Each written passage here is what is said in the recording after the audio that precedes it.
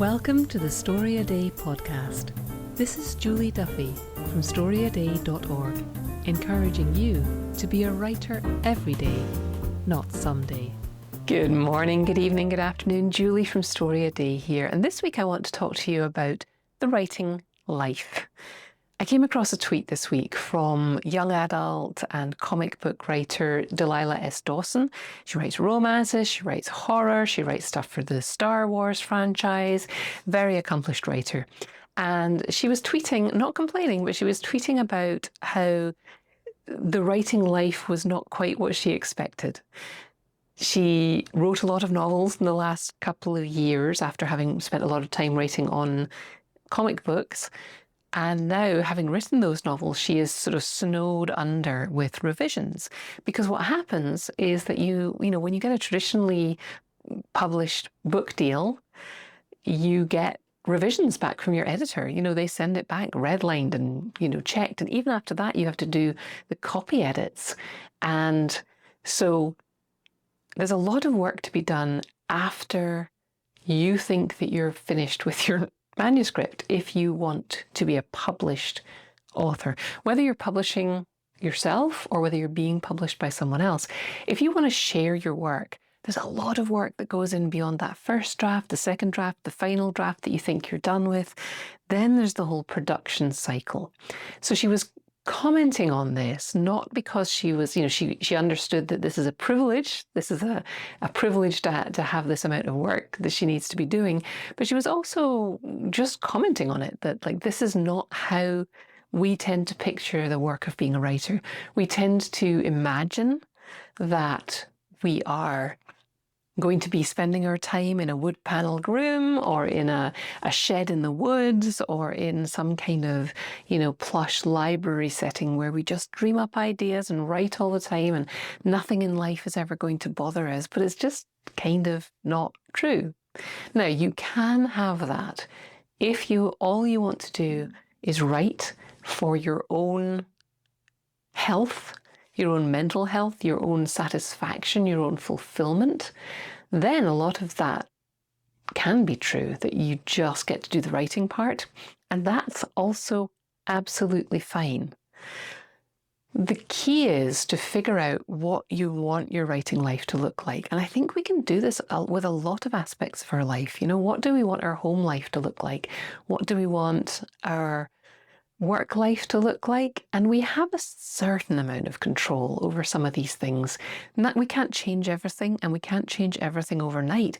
But if you don't actually spend some time thinking about what you want your life to look like, then you end up with a version of life that someone else dreamt up. And this is as true for your writing life as it is for any aspect of your life. In your writing life, you actually have a huge amount of control over what that life looks like. But you have to take control. You have to decide, what do you want your life to look like? What do you want writing to look like for you? And then what are you willing to say no to? Are you willing to pursue traditional publishing, understanding that you're going to be then working on other people's schedules? You're going to be working like a job, probably a second job, to revise and promote and cover designs and work with people to write marketing copy. And all of this stuff is part of the job of putting your work out into the world. Great, if that's what you want to do. Just understand that that's what you're getting into. If you want to be independently published, I particularly like this aspect because I feel like you have more control. But having more control means that you have to decide everything and you have to kind of do everything or hire people to do stuff for you. And that is all stuff that will take you away from the writing in a wood-paneled room part of writing. But if you want to share your words, if you want to be read, there's a certain amount of that stuff that has to happen.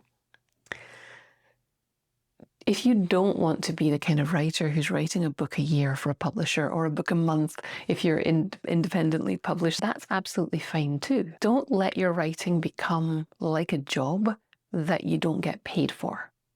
If you are working towards publication, if you're working towards self-publishing, then yeah, you're going to have to treat it like a job and put systems in place and do all those other things. But if that's not what you want, if you look at that picture and say, that is not how I want to spend my remaining years on this earth, you don't have to.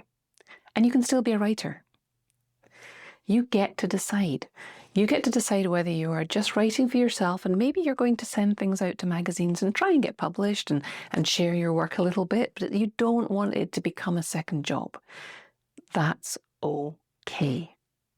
My dad, I don't think he would mind you telling me telling you this, turned 80 this year, and he golfs like 3 times a week. He spends money on golf clubs. He spends money on membership to the clubhouse. He spends money on course fees.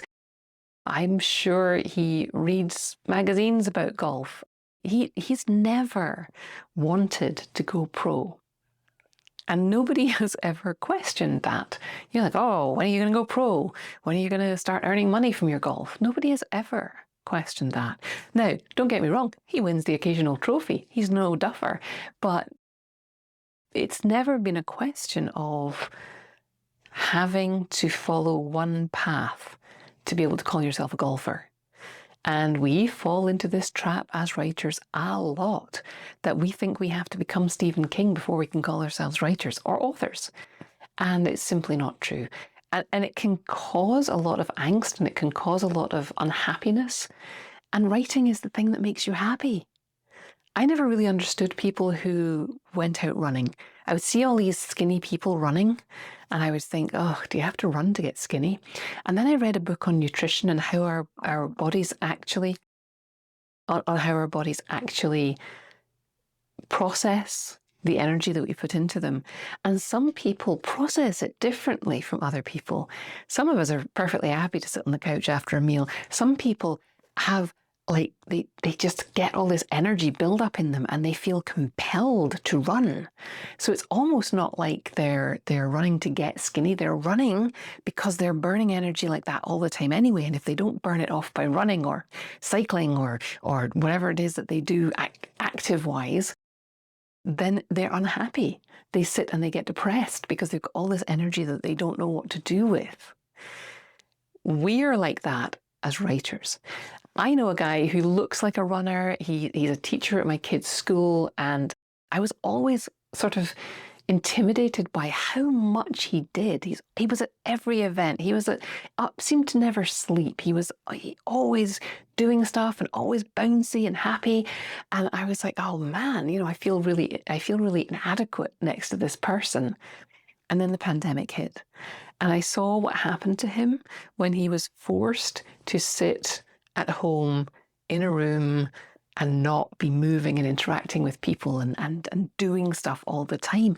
And he started to kind of I would see him on Zoom, he started to kind of hunch, and he was miserable, and he just didn't look like himself. And now, of course, we're back out in the world, and he's signed up for even more things. Like, he's signed up for a new job, and he's sparkly and bouncy, and that is what makes him happy, is being out and doing, and he comes alive because he's doing the things that feed himself.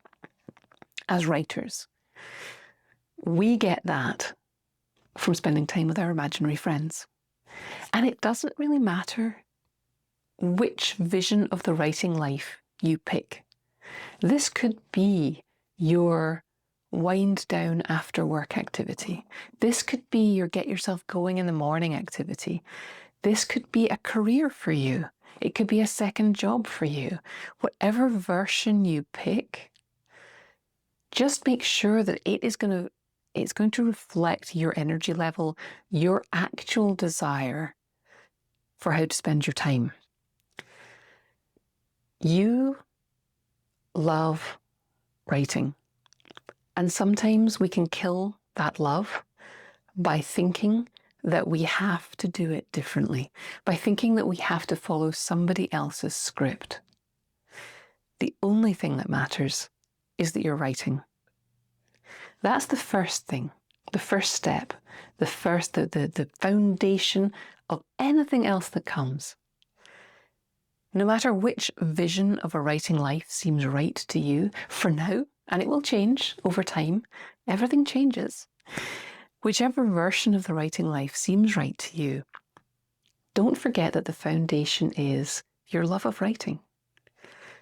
You need to do whatever you can to recapture that love of writing. And sometimes that's going to be signing up for a challenge like the Story a Day Fun Size Challenge, which is coming up in September, which will force you to get to your desk and keep you accountable as you work through the process of writing a whole story from beginning to end. And sometimes you don't need that. You need to not have that kind of structure imposed upon you because you're working on a novel, or you're happy doing your morning pages, or you're out there living and gathering experiences for material for when you come back to writing. If you are in that phase, and I think a lot of us are, because life has opened up again and we have more demands on our time. So if you are in the phase of needing to focus on your writing and figure out how to blend your writing into a life that also contains going out for dinner, and also contains going out to school events, and also contains going into the office maybe. If you're in a phase where you need to figure out how to focus on your writing amidst life, then I would invite you to sign up for the Story a Day Fun Size Challenge coming up September 10th to 17th.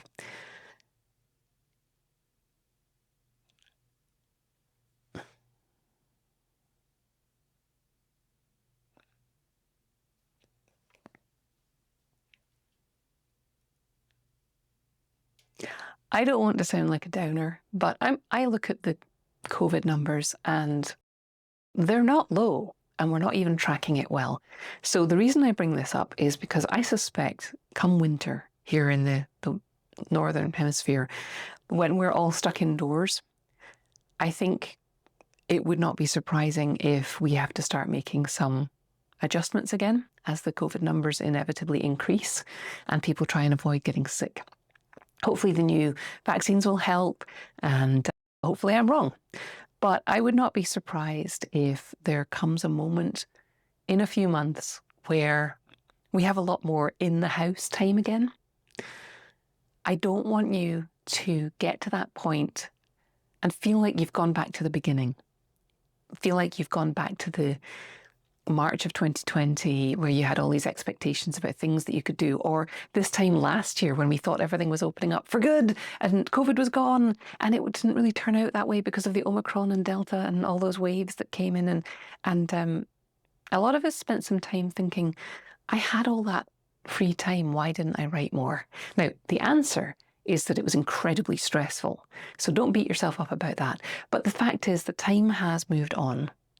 And if you're waiting for the perfect time to write, I think we've proved to ourselves that there's never going to be a perfect time to write. There's always going to be something that we could be doing instead, or that we could be not doing instead.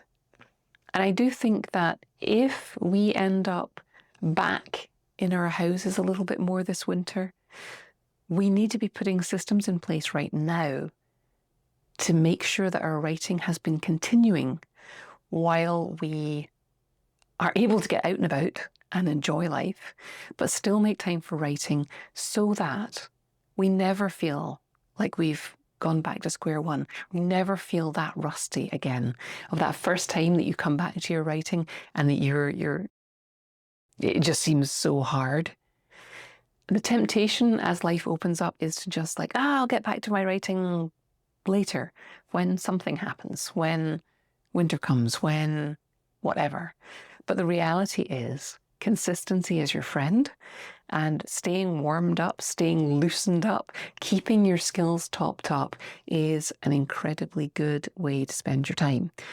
Keeping focused on your writing while life is busy is going to give you a great foundation for how to ramp up production when you have more time on your hands, or when you have a big project that comes along. So whatever your vision of a writing life looks like, the foundation is always doing some writing. I hope that you are finding ways to do that. Don't lose focus. doesn't mean that you have to be writing every day. It doesn't mean that you have to be treating this like a job, but you want to be writing enough that you are still seeing the world as a writer, that you are loose, that you are able to start writing as soon as you sit down. Speaking of seeing the world as a writer, I have a freebie for people who sign up for the Fun Size Challenge.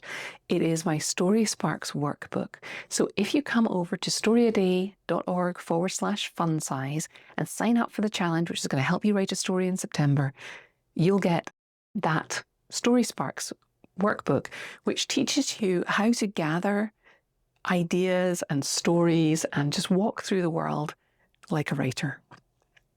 That's what I have for you this week. If you haven't already signed up for the Story a Week newsletter, I would encourage you to do that. Come over to Story a Day at storyaday.org/Story a Week. And that will allow you to get me to send you a really meaty writing prompt and lesson every week of the year. And you can sign up for monthly, or you can sign up for a whole quarter at a time, and we'll see how that goes. That's what I have for you this week. I hope that those of you in the US have a lovely Labor Day weekend. If you are elsewhere in the world, I hope you have a lovely weekend. And most of all, keep writing.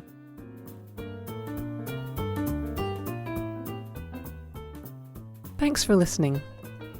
Why not come over to the blog at storyaday.org and check out this week's writing prompts and articles. And in the meantime, have a great creative week, and of course, keep writing.